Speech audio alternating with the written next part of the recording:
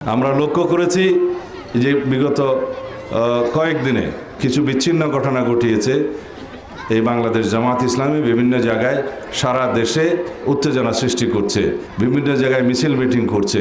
উদ্দেশ্য হচ্ছে তারা যেন নির্বাচনকে প্রশ্নবিদ্ধ করতে পারে।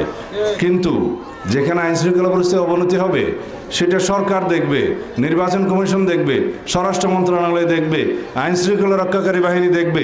প্রতিবাদ জানানোর দরকার, প্রতিবাদের ভাষা প্রতিবাদের মতো হতে হবে।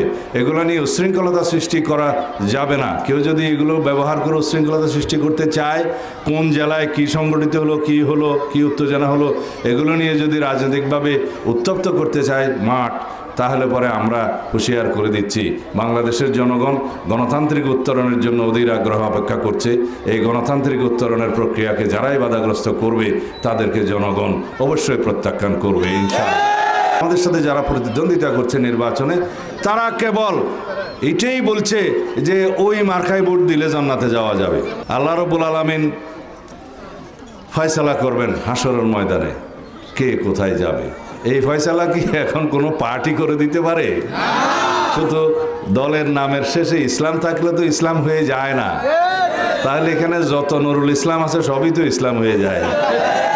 তো এই সমস্ত ধোঁকাবাজিতে জনগণকে বিভ্রান্ত করা যাবে না।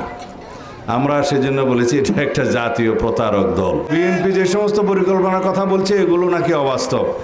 আমাদের রাষ্ট্র পরিচালনার অভিজ্ঞতা আছে, বিএনপি অনেকবার সরকার পরিচালনা করেছে, বিরোধী দলে ছিল, আমাদের সেই অভিজ্ঞতা আছে কিভাবে জনগণের জন্য এই পরিকল্পনাগুলো বাস্তবায়ন করতে হয়।